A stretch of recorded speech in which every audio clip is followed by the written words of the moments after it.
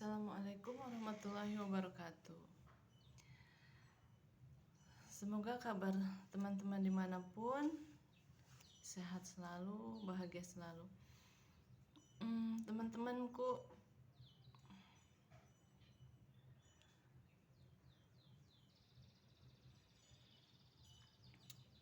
siapa yang mau berubah? Saya, Cung. Pertama-tama kalau kita mau berubah, mulai dari mana sih kita kalau mau berubah? Dari diri sendiri. Kok dari diri sendiri? Bukannya harus dunia yang di luar kita yang berubah? Susah teman-teman. Kalau dunia yang di luar yang berubah, kita yang susah, nunggu berapa lama nggak akan berubah-berubah. Kan di Al-Quran juga sudah ada surat Ar-Ra'd ayat 13. Jadi kalau mau berubah itu kita dulu yang berubah, baru orang lain yang berubah. Mulai dari diri sendiri, baru orang lain akan berubah di sekitar kita. Gimana sih caranya berubah tuh? Mulai dari diri sendiri, mulai dari kebersihan diri, potong kuku, termasuk saya ya. Banyak teman-teman saya yang ingatin saya, Antri, coba dong bajunya lebih rapi, coba dong make up, coba dong kebersihan badannya dijaga, lebih diperhatikan. Kalau saya misalkan baper, nggak mau temenan lagi sama dia, ngapain sih dia cuma ngomongin saya aja? Ngapain sih dia bikin sakit hati aja? Padahal beliau itu ingin kita lebih baik, ingin kita lebih lebih bersih, lebih enak dipandang. Tapi kadang kita duluin bapernya itu, baper, kenapa sih, saya kan udah bersih, saya kan udah bisa ngelakuin yang dia sebutin, tapi kenapa saya masih diomongin, tapi kenapa saya masih kurang di mata dia? Padahal kita tuh memang bener, memang salah, tapi kita yang nggak bisa ngakuin kita salah. Nggak bisa, orang lain salah pokoknya. Saya yang benar, orang lain salah. Tapi kalau berpikir seperti itu, sampai kapanpun saya yang susah, karena orang lain nggak mau berubah kalau kitanya nggak berubah. Kalau kita pengen orang lain senyum, kita harus senyum dulu. Kalau kita pengen dikasih sama orang lain, misalkan baju yang gak kepake sama mereka, kita kasih dulu baju.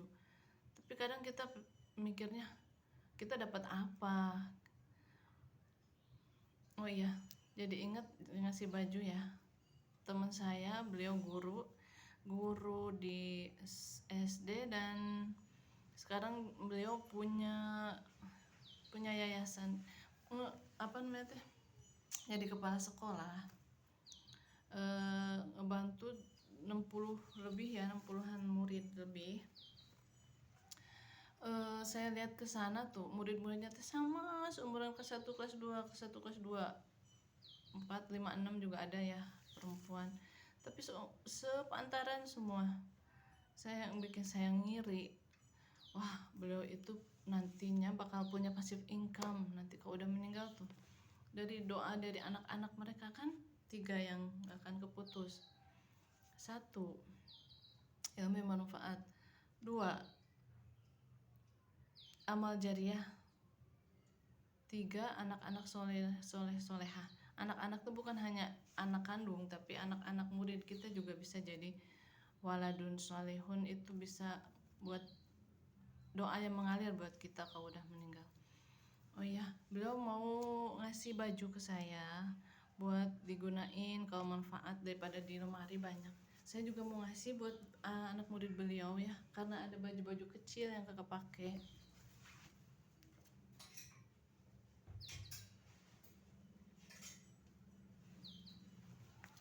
Ini sebagian bajunya nanti saya lipetin, nanti saya lipet, insya Allah saya juga ngasih dulu, karena belajar ya, kalau kita mau dikasih, mau diberi sama orang lain, kita harus memberi juga. Lalu guys, teman-teman, Jadi belajar menyalahkan diri sendiri dulu, baru kita merubah orang lain. Rubah dulu diri sendiri. Apalagi saya bener ya, anak kampung, orang lembur, dulu mainnya di sawah, di kebun. Jadi kadang nggak cuci kaki, langsung tidur, jarang mandi pula dulu tuh. Makanya sekarang pas ada teman-teman deket saya yang ngingetin, kamu berubah, kamu tuh harus gini, harus gitu, jaga penampilan, baju kamu tuh gini-gini kotor, coba lebih bersih lagi, badan kamu tuh harus anu gini.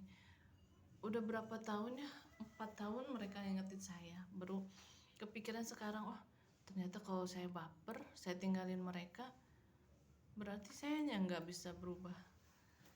Jadi alhamdulillah berkat mereka, berkat perhatian mereka, saya bisa seperti ini. Makasih teman-teman, makasih, semoga jadi amal buat kalian di dunia dan akhirat, amin.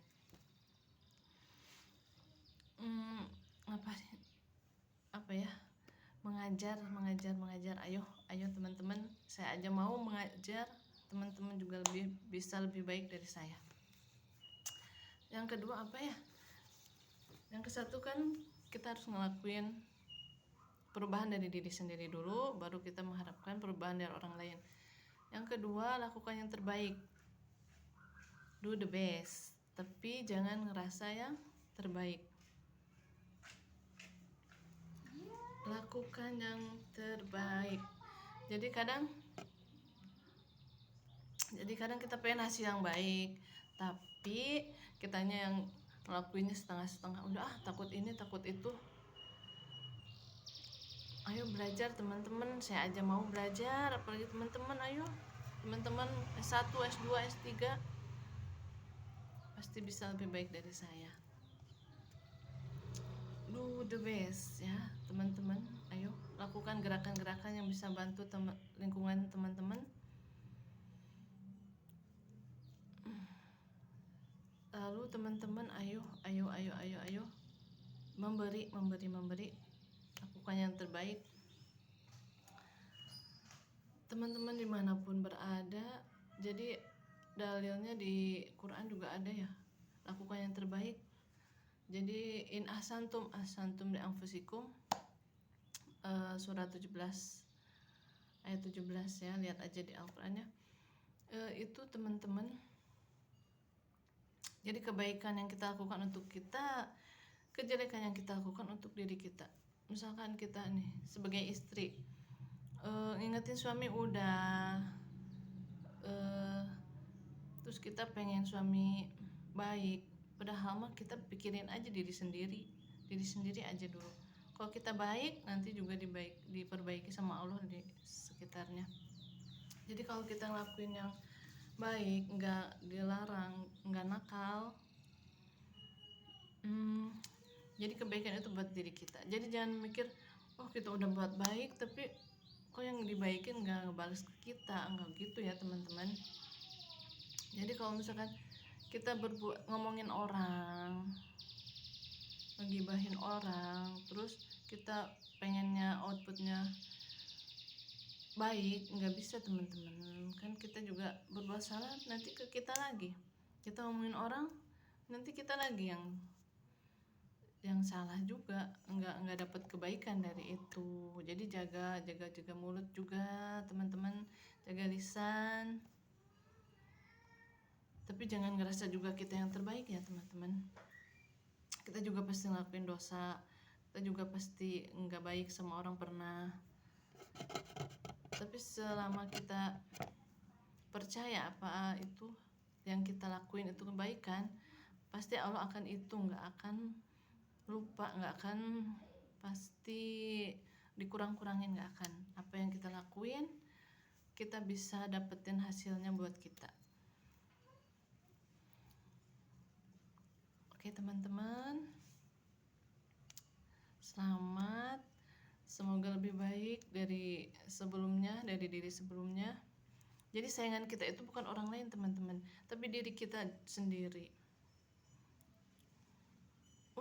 Kita misalkan pengen ya dibuat ngerasa baik gitu, nggak mau diomongin sama orang teh, nggak mau disalahin sama orang.